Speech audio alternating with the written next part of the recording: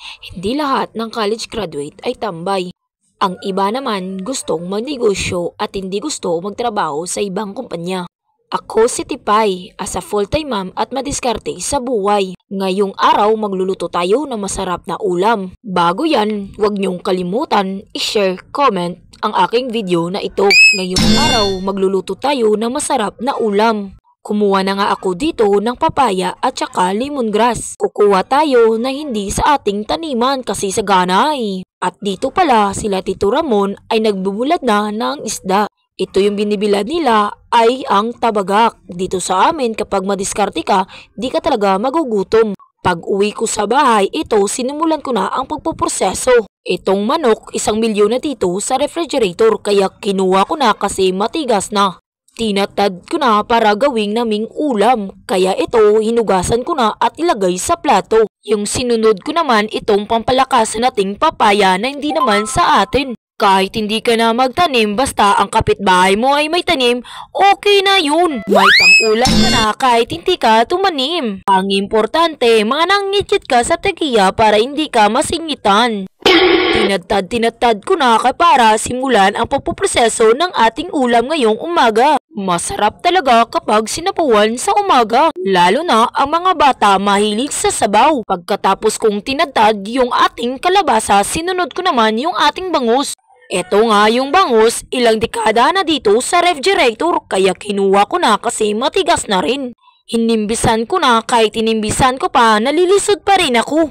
Pagkatapos kong hinimbisan, eto na sa pagproseso sa paghihiwa. Nag-alanganin pa nga dito sa kutsilyo kasi habol. Hindi kasi matalim yung kutsilyo namin kaya kiniskis ko muna dito sa semento para simulan ang pagpoproseso at pag-oopera sa bangus na ito. Pagkatapos kong nahiwa yung bangus, sinunod ko naman yung kaldero namin para ito hugasan. Kasi yung kaldero namin ito ay lulutuan ko ng ating saganang manok at papaya. Lilinisan muna natin para yung sebo nito ay makuha. Pagpasensyahan nyo na ang kaldero namin kasi kahoy amin kinagamit dito. Nagsaing na nga ako dito, hindi ko na lang binidyoan.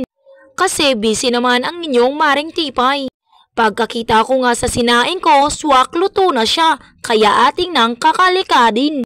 Nagte-traditional pa rin kami kapag nagkakalikad kami, kinukruksan talaga namin. Tanda sa pagpasalamat sa grasya na binigay ng Diyos sa atin. Kahit tumanda kami, nandito pa rin yan ang tradisyonal. Luto na ang aking sinaing kaya sinimulan ko na yung pagluluto ng ating manok.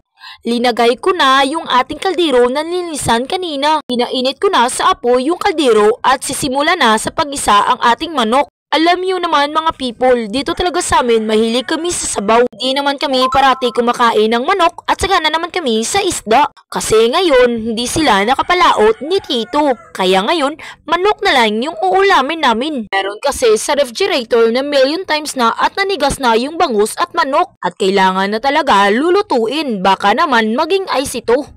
Umaga pa lang nga, busy na si Maring Tipay nyo sa pagluluto para maaga pa tayong kakain ng umagahan. At nilagay ko na yung kapayas natin na hindi naman sa atin. Basta may kapayas sa kapitbahay, matik na yun. Alam nyo naman mga Maring, ang iba dyan hindi naman yan graduate pero madiskarte sa buhay at uunlad rin yan. Tamang diskarte lang sa buhay at sipag at syaga. Meron naman dyan na graduate na nga pero hindi naman nag-aanap ng trabaho at nandyan pa rin sa kanilang bahay. Ibang-iba talaga ang landas natin, hindi pariya-pariya kasi sa pangalan pa lang, iba na. Kailangan lang natin magsipag at magtiyaga. Huwag natin i-underestimate yung mga tao sa paligid natin. Ngayon, nasa itaas ka, at hintayin mo rin maibaba ka rin. Ang nasa ibaba naman, hintayin na rin maging mataas. Habang may buhay pa, may pag-asa at huwag kang magwala ng pag-asa.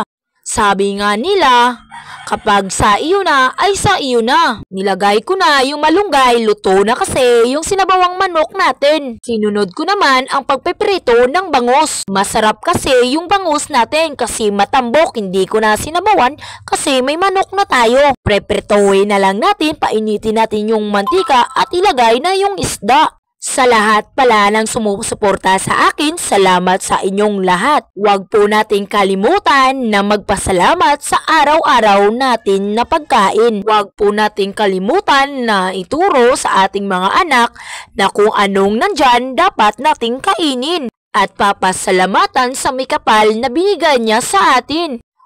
At dito na nga, kakain na kami ng aking anak na si Kali. Mahilig din to sa sabaw kaya nagsabaw ako ng manok. Sa lahat pala nagsumusuporta sa atin, nagsishare and then comment, huwag kayong mag-alala, magbibigay pa rin ako ng share at raffle day sa atin games. At dito na lang nagtatapos ang inyong Maring Tipay sa Fagbo Voice Over. God bless you sa lahat at mag-ingat kayo sa biyahe ninyo.